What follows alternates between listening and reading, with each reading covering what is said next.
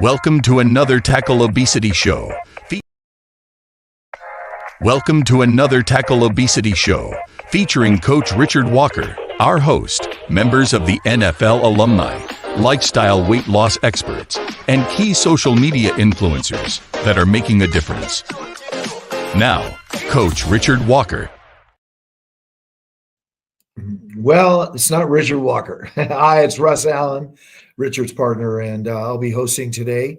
Welcome to the Tackle Obesity Show. Today, we're going to be interviewing Summer, who is a registered dietitian, and we'll introduce her in a minute. But the show is going to be a lot about the use of medication in weight loss. And for many people, this has been a godsend.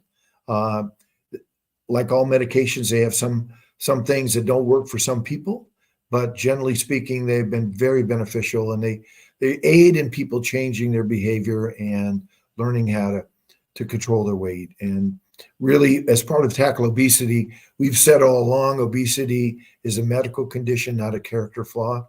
That's really what this is about, is finding ways to support people in their journey, finding new ways to make it so that you can stay, once you achieve your goal weight, at that weight, because that's critical. Losing weight, 100 different ways to lose weight, but there's only your way for you to be able to maintain that weight loss. So we're going to explore those topics and other things. And why don't we bring in Summer, and we can begin the show. Hi, thank you so much for having me. I'm so excited to be here. Thank you. Summer Kessel, registered dietitian and an LDN. What is an LDN? State of Florida, licensed dietitian nutritionist. Okay. So it's just an additional extension of the original, or what you learned originally? Correct. Right? Yeah. Okay. For the state. Yeah. Every state has different laws around licensure. So we get some extra letters here in the state of Florida. I see.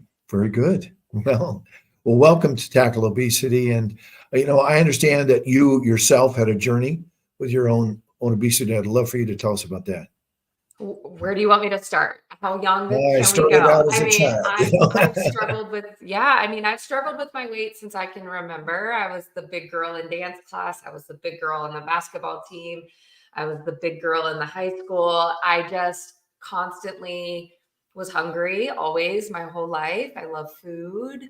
Thank goodness I was an athlete. I grew up playing sports. Bless my parents for putting me in sports. But I just always really struggled with always wanting to eat all of the things.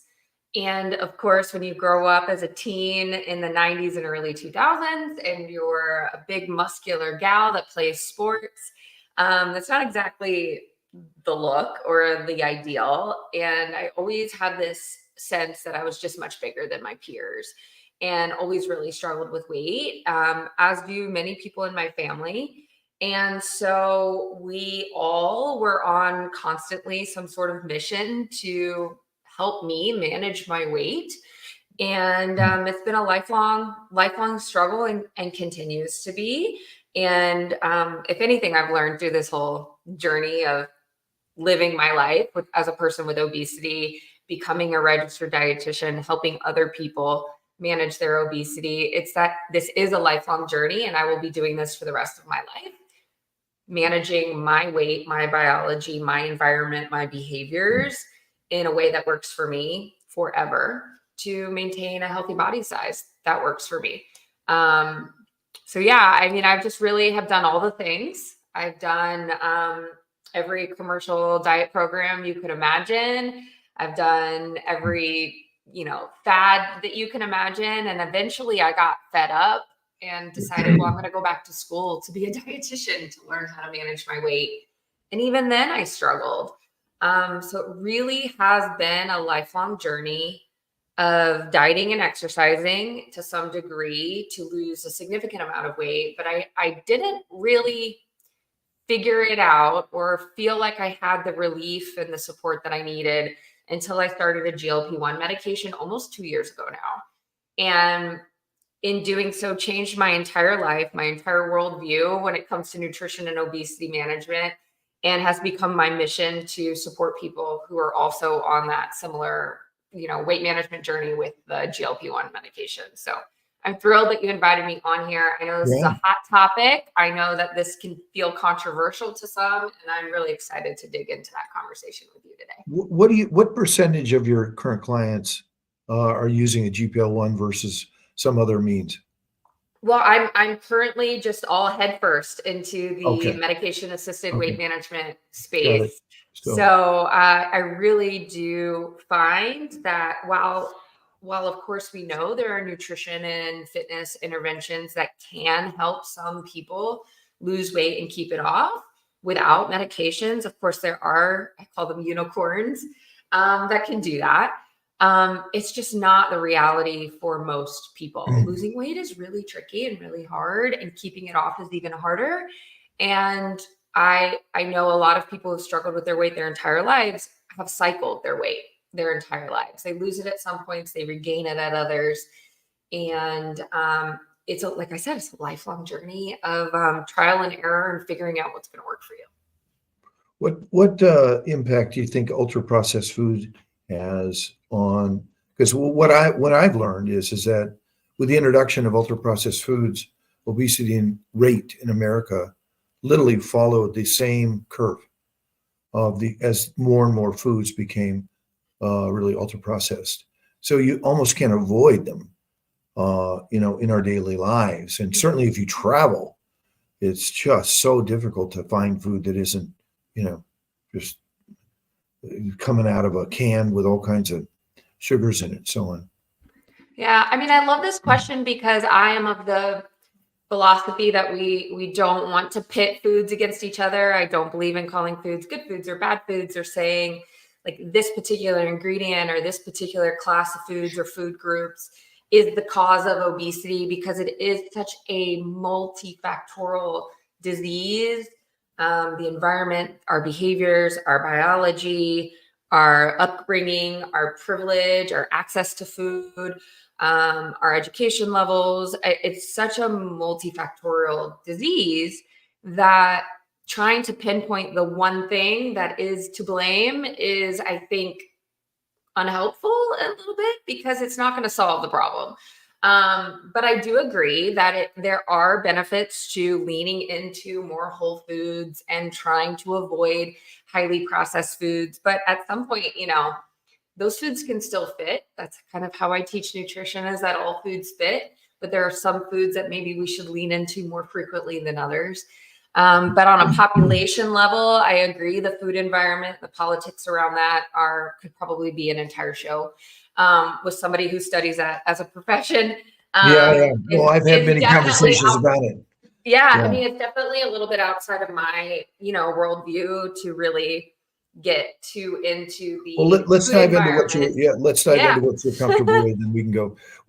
Maybe another question would be, prior to the introduction of GLP-1s, were you coaching people or training people as clients with weight loss prior to? I was. Yeah. So I mean, maybe we could contrast those prior to from my and heaviest. Yeah, from my heaviest to what I, for a while there, was calling my healthy, happy weight, which was still technically in an obesity BMI.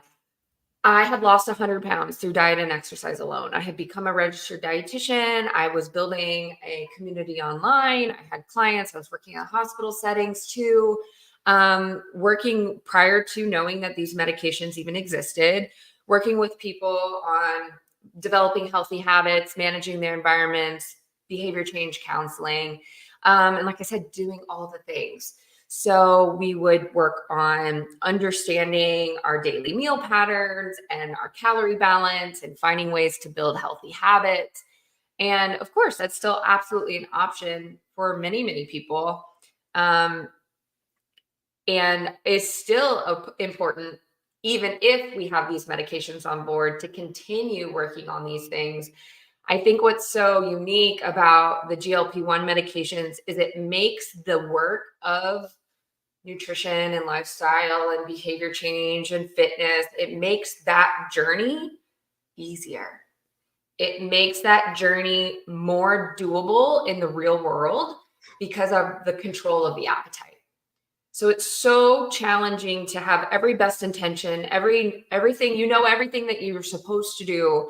and to actually put it into action in the real world, going to work, having kids, living your life, trying to have a positive, healthy relationship with food, trying to somehow restrict calories to lose weight. While doing that, your body reacts to become hungrier. And so when you're really hungry, it's really tough to consistently make really nutritious food choices in our food environment, like you said, where there are these very tasty ultra processed foods all over the place. We can drive 5 minutes and find fried foods and high calorie foods that we love. And so the GLP-1 medications help bring our biology to a more equitable playing field.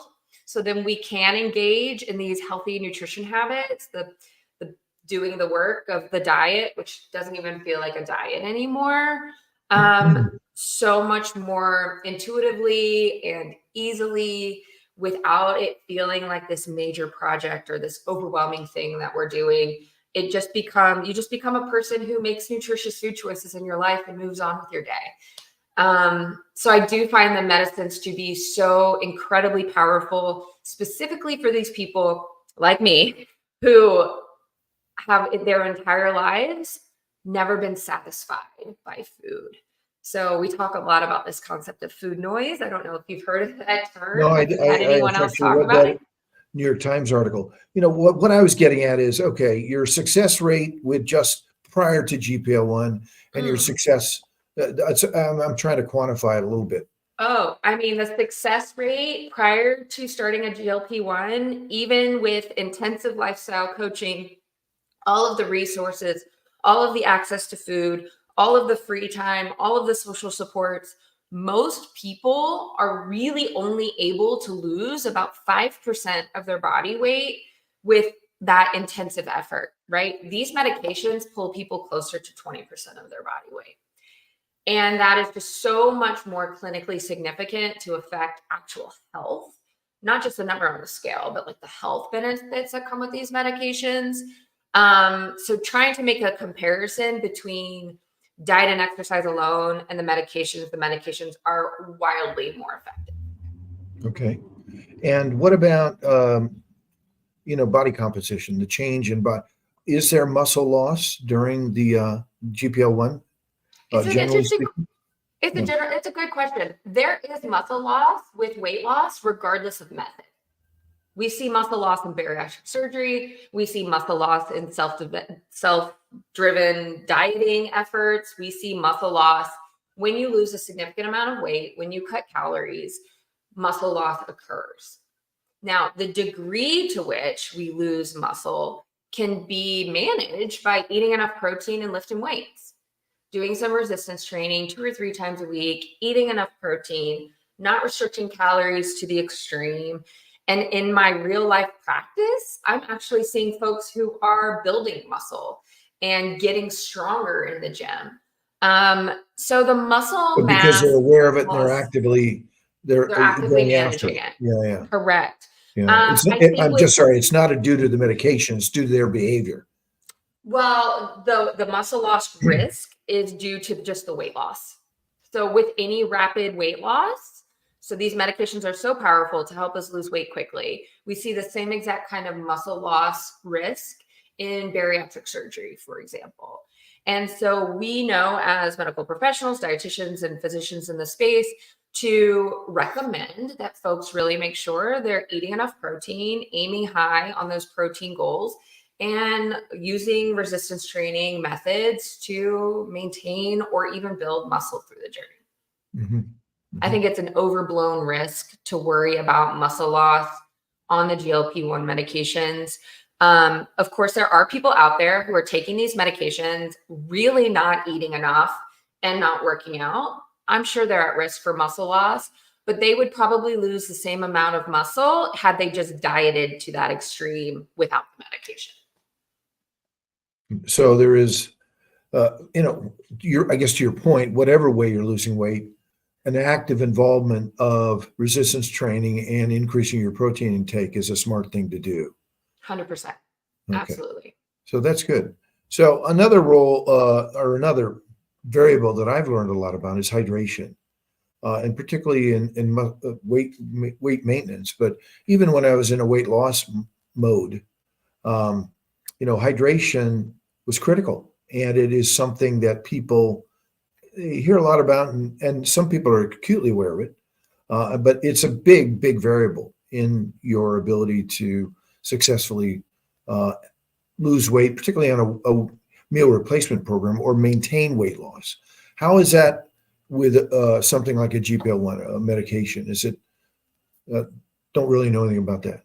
Yeah, I mean, we worry a little bit when folks are just getting started with the medications. Of course, there are some side effects, the nausea, feeling a little queasy. We find that folks tend to be a little bit at risk of not drinking enough fluids and not eating enough calories. So we make sure to counsel folks to keep an eye on their hydration, make sure that their skin feels moist, their eyes feel moist, that they're drinking water throughout the day. I'm going to push back a little bit though on this assumption that like hydration is super important to weight loss. I find that really we just need to make sure we're drinking enough. We don't have to go above and beyond. We don't need all of these electrolyte supplements on a regular basis.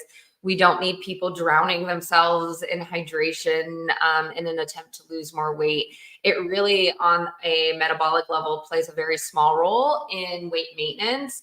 On a behavioral level, it may help in helping folks not snack. If they're drinking enough fluids, they are able to satisfy that like oral fixation to have something going on instead of eating some food. They may physically feel a little bit fuller if they're drinking more water, which can help with appetite regulation. But on a, metabolic level, hydration, as long as it's adequate, we're still good to go. So we don't actually push the hydration too much. Interesting. That's not my experience at all. Yeah. And every person finds strategies that works for them. Right. Yeah. So it's kind of this concept of like habit stacking and behavior change, is that we know actually when it comes to hydration that people who are being attentive to their hydration, and I'm going to make sure today that I drink enough water, also then become more attentive to all of their other lifestyle and healthy behaviors. If I'm going to drink enough water today, then I'm going to eat well today, and then I'm going to get my walk in today. And it bundles those habits together to create a lifestyle plan that works for that person.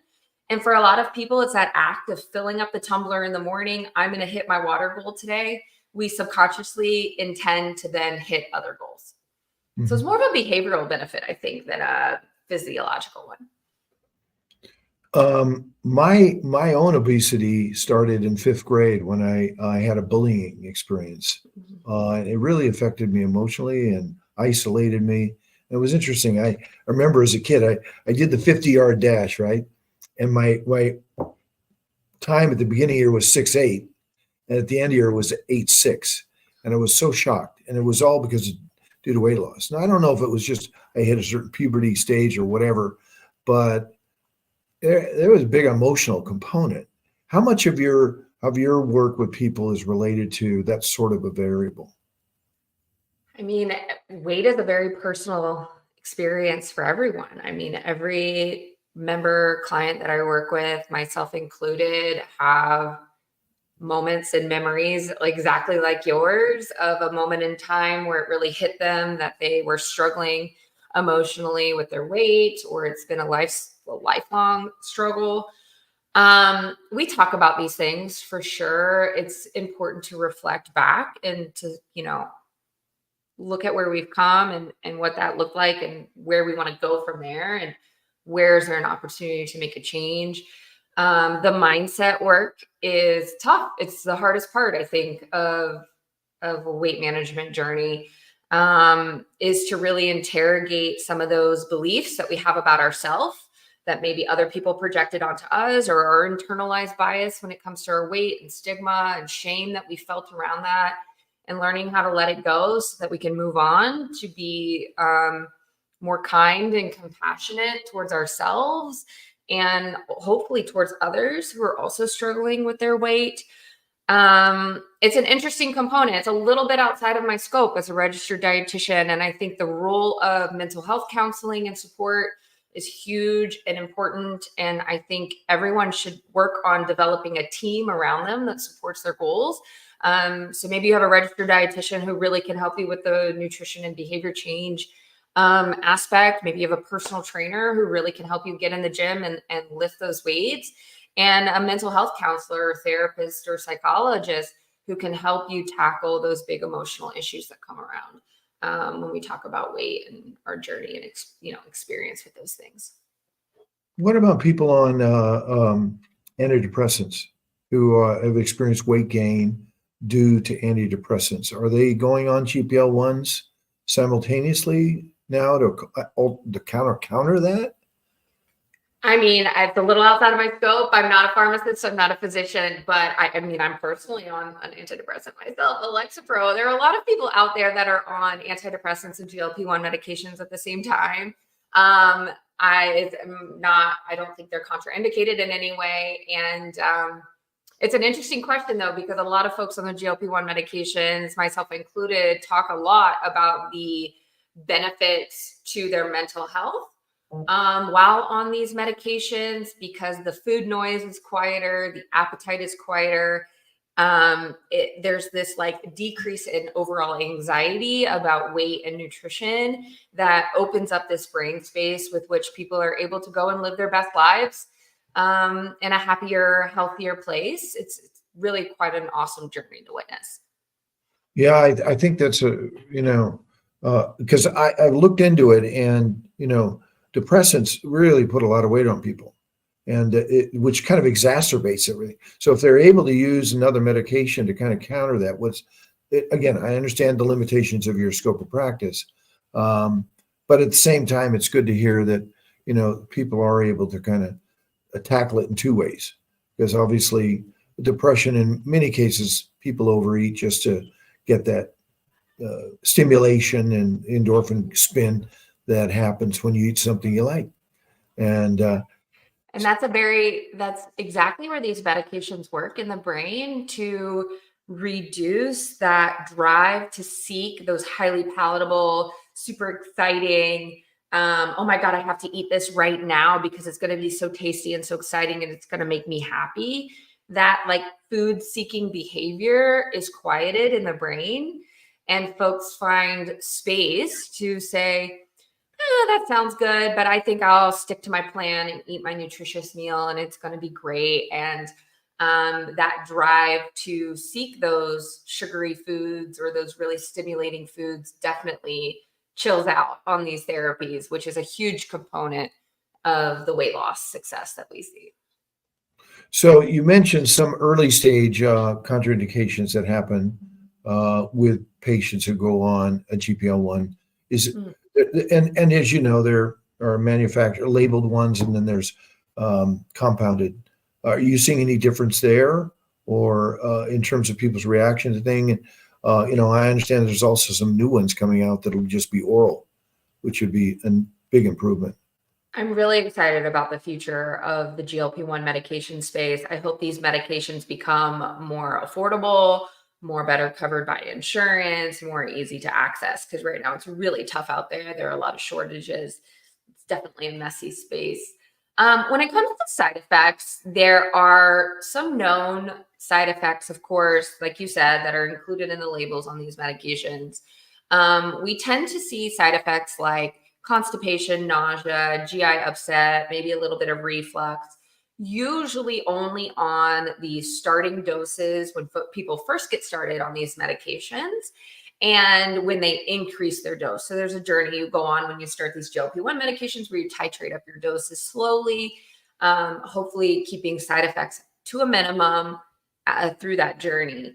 The side effects can really be managed through nutrition, though. I tend to find that folks who are having really tricky nausea, GI upset, are eating a lot of very high fat foods, are still eating meals that are perhaps too big. They're skipping meals, so they're getting that empty stomach nausea, kind of queasy. A lot of my women will say that, the ones that are moms will say that some of the side effects feel like that first trimester pregnancy, kind of queasiness.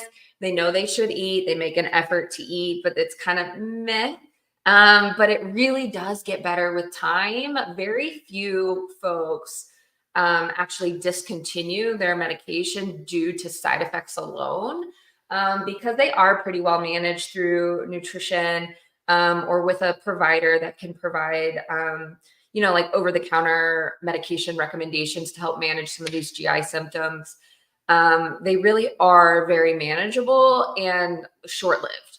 So I personally never really had any side effects. And so I've had kind of a seamless journey, but there are some folks I think that react a little more differently, and do have a rough go of it, but hopefully they're working with providers and dietitians and folks who can support them through that. Well, yeah, I don't know what, again, this is maybe not in your wheelhouse, but I heard a number of about 30% of people who start on one of these medications aren't really able to stay on it. Is that a real number?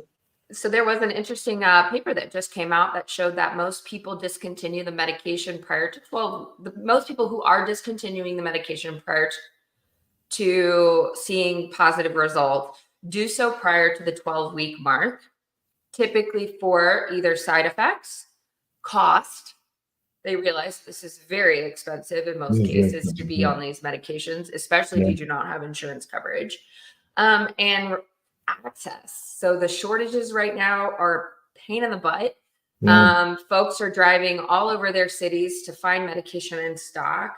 I had a month where I sent my husband on an 1.5-hour drive to a pharmacy to pick my meds up for me. So it's tough out there. And I think a lot of people do find themselves feeling like the investment in the medication, if they're going to feel unwell, some folks don't lose a ton of weight off the bat, and they feel like it's not working for them. They don't really give it a chance to titrate up to an effective dose. And there are folks who are coming off the medication perhaps too soon to really know if it was going to work for them. And I think that's totally, fair for folks to make those choices for themselves. Well, listen, we're about to break for a commercial. We'll be right back in a couple minutes. For over 75 years, the Marine Toys for Tots program has provided toys and emotional support to economically disadvantaged children, primarily during the holidays. But needs are not just seasonal, and now neither is Toys for Tots. They've expanded their outreach to support families in need all year long. With their new programs, including the Foster Care Initiative, giving toys and tangible items for children to move with, inspiring hope for a brighter future. The Native American program has grown to benefit over 200,000 children annually, providing toys and books to participating reservations. And the Youth Ambassador program, a select group of our nation's youth, children helping children, going above and beyond to raise peer awareness and encourage local community support on behalf of Toys for Tots. To learn more about how you can help, visit toysfortots.org and help bring hope to a child's future. 2-minute drill. The temptation is real. The temptation, sometimes it wins, and it's okay, because we came to understanding that, like, if we eat an Oreo or whatever food that we eat, that's not gonna really set you back anything. It's not gonna kill your diet. It's not gonna kill, the progress that you made. So it's all in moderation. You can incorporate all those foods that you enjoy while you're still living that healthy lifestyle. Coach's Corner. Having a coach is actually is a great thing, to be honest with you, in my mind, because a coach is going to always hold you accountable. A coach ain't going to be your friend. A coach is going to tell you the truth no matter what happens, and he or she are going to motivate you. And you want to find you a coach that has already accomplished what you want to accomplish. So they're able to see things that you're not able to see. You get you a coach that have already walked the path, so your path can be easy. So get you someone that can speak life into you, someone that can guide you, someone that has a system that's going to work for you. Remember, obesity is a medical condition, not a character flaw. To learn more about the NFL alumni's ongoing commitment to our community and kids, go to tackleobesity.com. Because I knew what to do, I was able to get great results at home. And I realized that many people hate going to the gym. The people that often need the most help hate going to the gym. So that is why I decided to help people who need the most help, people that are 100 pounds, lose weight and go to the gym, because I know it's possible. Get coached, and together, let's tackle obesity. To know more, visit danielrosfit.tackleobesity.com. Jamie Morin, your partner to tackle obesity. All of our clients come on for a minimum of 4 months. Our goal is not to keep any clients forever. It's to get people to their weight loss goal and make sure that they have the character traits, the skills, and most importantly, the right belief system that they can go and sustain this for the rest of their life. 85 to 95% of people who lose weight regain it all back over the next 2 to 3 years. We know our Body Smart graduates are in that 5%. We've given them the habits, the skills, and the right belief system that they know they can go and do this for the rest of their lives. Remember, obesity is a medical condition, not a character flaw. Be coached by Jamie, Body Smart Fitness, women's weight loss expert. Visit his Instagram page at Jamie Morin or visit his website, bodysmartfitness.com. We're back. So thank you. We're here with Summer Kessel, and she's a registered dietitian and a bunch of other stuff, and a mom, and is sharing some really exciting and important stuff. Because one, she's dealt with it personally, and two, she deals with it every day with people. Is most of your work face-to-face, or are you doing it remotely? I work virtually, currently for Weight Watchers Clinic with people who are on the GLP-1 medications. So I work from home, sit right here in my house, and have just one-on-one visits here on the computer. It's been fantastic. That's great. Well, in many ways, it's a form of coaching. We're really into coaching because we think it. Most of successful people who are able to use whatever means, but they're able to maintain their weight, establish new habits.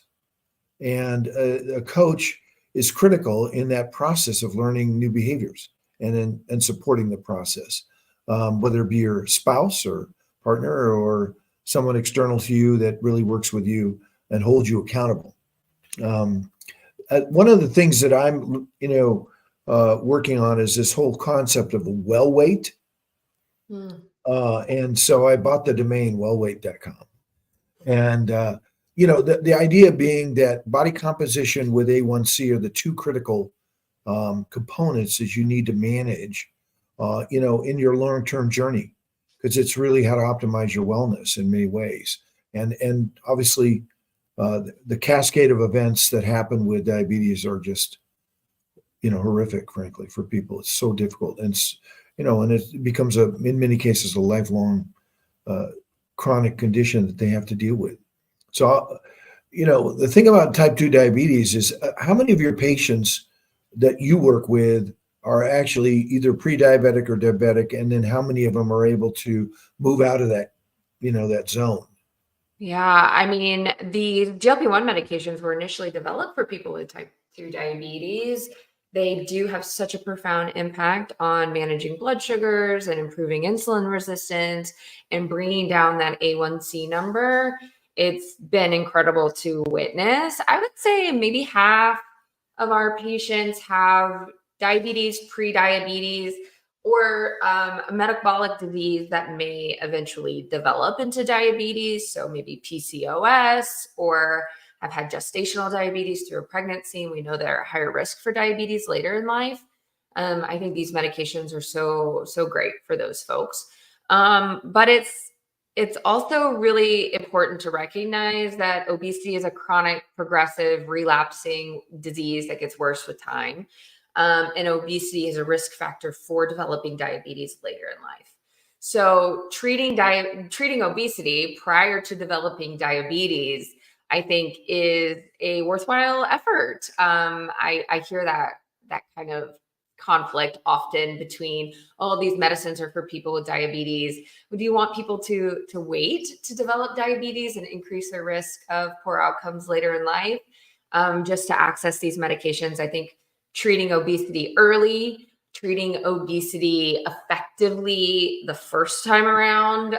We could do a lot of work there to help people understand that they don't have to suffer. They don't have to prove that they deserve treatment.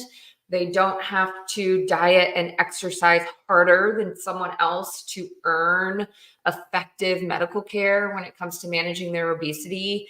I think that if you qualify for these medications, you can afford them and they are clinically appropriate for you according to your doctor. Folks shouldn't feel any sort of shame or stigma for using them early, often, and appropriately, even if they don't have diabetes yet, even if they don't have pre-diabetes, even if their obesity could potentially be managed with diet and exercise alone. Most people, I hear this all the time. Well, have you tried diet and exercise? I don't know a single person who has struggled with their weight who hasn't tried diet and exercise for several efforts and events throughout their life, right? So I get frustrated. There are insurance companies right now that are requiring people to do 6 months of nutrition and fitness, with a professional prior to qualifying for these medications, as if they have to prove that they deserve effective treatment. I think it's a shame. I think we need to just trust people, believe them. We need to understand that people who live with obesity don't choose to live with obesity, right? It's not like this show has such an awesome tagline that obesity is not a character flaw. It really is a chronic disease that deserves effective treatment. So I'm so thrilled about this medication space. And I really wish folks on the internet would be a little bit more understanding and receptive and open-minded to the idea that these therapies are effective and safe and only going to get better with time, because there are definitely more medications in the pipeline that we're very excited about. Well, high blood pressure is so often linked to obesity, and it's another medication in heart disease. And in fact, I think some of the medications have been given indications for the treatment of heart disease, which is exciting. And to your point, I don't think it's right that people have to wait to prove, but there is a notion of conservative care, and so there, it's kind of a two-edged sword there. Because once you're on the GLP-1s, you're on them for good. That's a fair point. Current state of affairs. You're there for good. Yeah. And I think that this is a really important topic, to be realistic and honest with folks, that if they do find that they start these medications, that there is a very good chance they may require them for the rest of their lives. Yes. And I think that that's not a bad thing. I think what happens is that folks assume that this is just going to be another diet. I'm just going to do the thing and it's going to help, and then I'm going to move on with my life. And that is a flaw that we all have when it comes to even just nutrition and exercise programs. Oh, I just need this 4-month program. I just need this 16-week thing. I'll do it and then I'll move on. And even with diet and exercise alone, folks regain the weight eventually because they don't sustain the efforts and the habits and the behavior change and the nutrition plan and the fitness attention for the rest of their lives. So the GLP-1 medications for many people may be a lifelong therapy.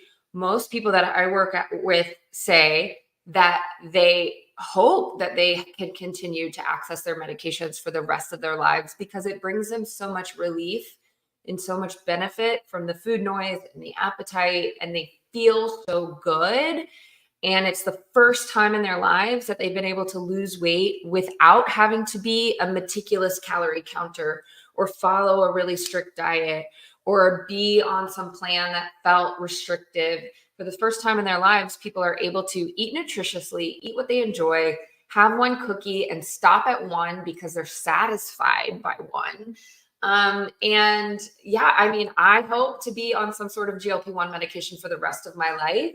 The issue there is not with the safety of the medication or that this is going to be dangerous in some way, because the research is showing us actually that the benefits keep growing, right? For liver disease and heart disease, hypertension, sleep apnea, all of these studies that are coming out. We just had a 4-year study on Wegovy that showed that people were able to maintain their weight loss for 4+ years while taking these medicines, which is incredible and clinically very significant, because we just don't see that with diet and exercise alone.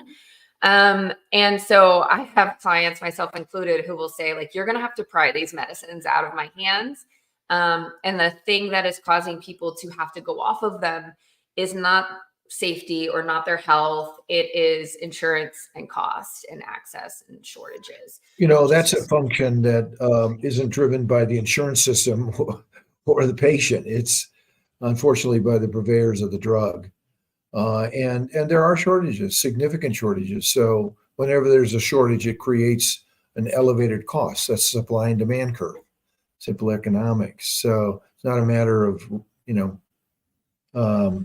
I know that there have been significant investments in increasing production capabilities, but the end of the day, it's always going to come down to the balance of, costs versus benefit versus availability and so on. There was an interesting study, though, that just recently came out that shows that the cost to make a single dose or a month supply of one of the semaglutides was like $5. And the retail cost of that medication without insurance coverage is like $1,400. Right. So there is an element there of capitalistic greed, I think, when it comes to these medications and healthcare in general. And that could be a whole nother episode that we could talk about that topic if we wanted to. But then when we look at the cost of these medications in other countries, for example, from the same manufacturers, folks in the UK are paying about $300 a month for these medications.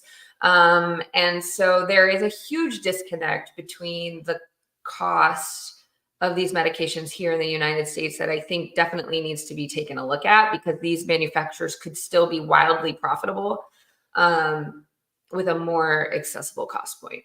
But that's just my personal. Well, the good thing is there's a whole new generation of medications coming out from different suppliers. Correct. Which is going to be interesting to add to the competition. And the Saxenda, which is a liraglutide, is coming off of patent and should be available as a generic here, we hope, sometime this summer. So Okay. I do think the cost and the competition is going to grow in the space. And I really do hope that the cost issue improves. What was the medication you just mentioned? I don't know if I know that one. So Saxenda is one of the early generation GLP-1 medications. It's a daily injectable, where some of the ones that are more popular right now, like the Ozempic, Wegovy, Mounjaro, and Zepbound, are weekly injectables. The Saxenda brings about 10% body weight loss over the course of a year, whereas the second generation GLP-1 medications get folks closer to about 20%. Are people who are pregnant using these during their pregnancy? No. So the GLP-1 medications are not appropriate for folks who are pregnant or breastfeeding. Really, during those 2 phases of life, it's very important to make sure folks are eating enough and gaining weight and able to meet their nutrition needs. So no, not recommended. But we do have folks who are postpartum, once they've weaned from breastfeeding, utilizing these medications, which is a great option for them. And that's working out well. So obviously, the long-term benefits and effects are going to have to wait for the years to go by and the experience base to. But on a whole, I think the prevention of so many of the comorbidities of obesity is an enormous payback and a lifetime benefit. Of people not getting those conditions is got to be weighed against the cost and the effort. So I do concur that for people who cannot achieve any kind of weight loss that is health or reach a point that's healthy.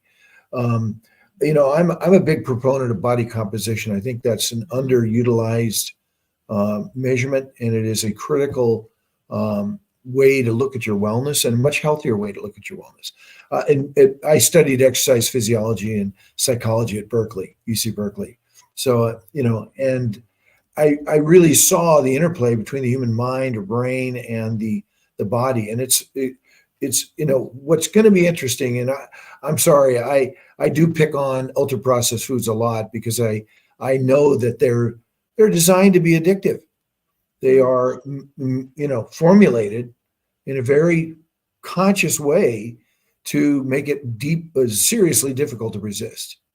And so this was the deck is stacked against you, if you will, when you walk into the grocery store.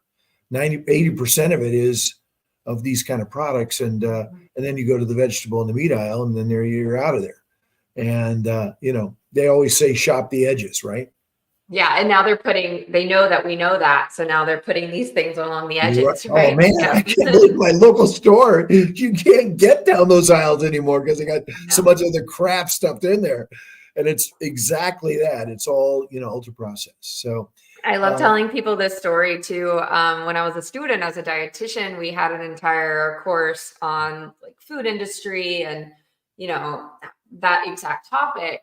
And there's a university in Colorado, I don't know which one, that actually has a test grocery store where they run experiments to see how foods are positioned and how grocery stores can have their layouts to entice purchasing and entice costs. And so it's not by accident the way foods in our food environment are presented to us. And I think that is the food environment is a huge component of the issue with obesity in our country. And far too often we blame the individual for falling victim to the environment that surrounds them instead of calling out the systems at play that put the individual in that scenario in the first place. So I love this conversation about the food environment and the grocery stores and, driving down the street. That used to be my biggest trigger prior to my GLP-1 medication, was driving to work and not pulling into the drive-through and not getting the super sweet coffee place and not, getting the breakfast sandwich every morning. I just always felt like I was having to white knuckle it past these things because the foods and the food environment would just call to me. If somebody brought in donuts to the office, if my diet was done for the day, I was eating all of those donuts. And maybe that day I could resist, but eventually if I was stressed or if I didn't get enough sleep, or if my kids, we had a rough morning and somebody brought in the donuts, that idea of having to rely on our willpower alone to manage our nutrition in this environment that is set up to make us fail is just really unfair because we have very, very little actual agency over our personal choices, which I know is quite the controversial thing to say, because we would all really love to believe that we are strong enough and smart enough and, somehow have this character that is going to allow us to overcome all of these challenges in our environment. And at the end of the day, we are still animals and our biology is at play. And when we see a highly palatable food and we are under stress and we are hungry, biologically hungry, we don't have as much willpower as we would like to believe.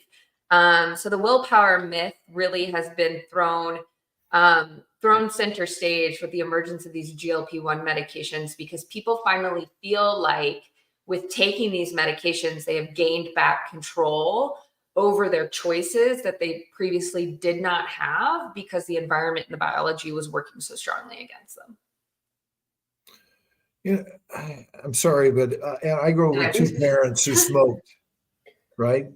And when I became an adult and they quit because they got divorced and they quit feeding each other that stimuli, they both quit because their spouses said, no, you're not going to smoke.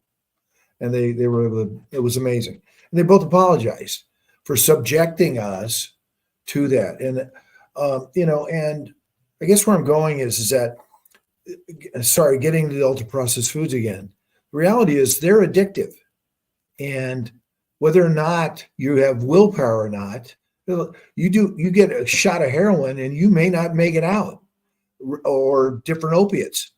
So the reality is, if our bodies are assaulted by things that, aren't beneficial, then I think we miss an opportunity to really get control of that. So, and one of the things we're hoping to do is educate kids on wellness choices.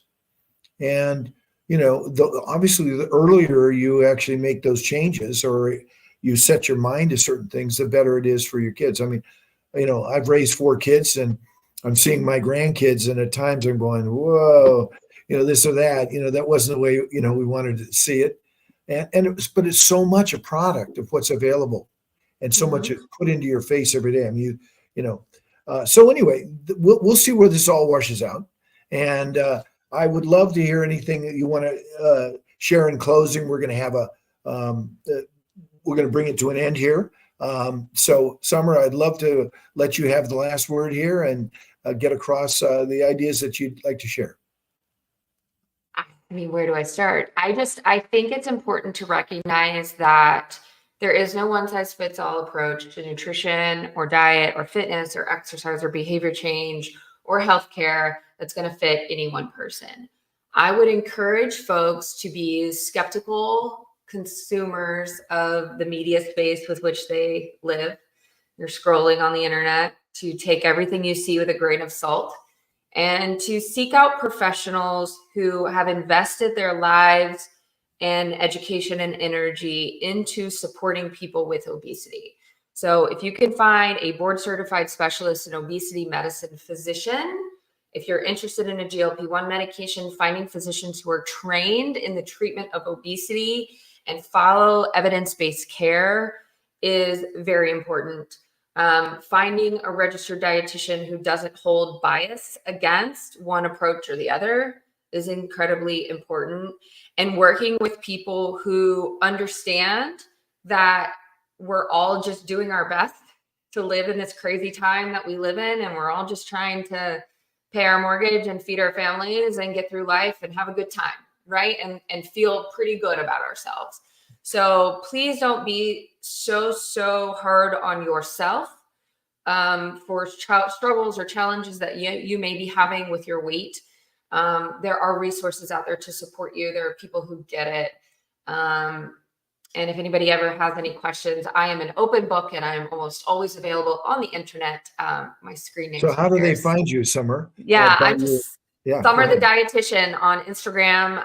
That's my main page is on Instagram. I'm also on TikTok, but that place scares me sometimes. Yeah. So yeah, I'm just Summer the Dietitian on Instagram. I'm on there constantly, probably way too much. And I would love to help folks figure out, if these medicines are right for them, help them connect them to providers who get it and understand.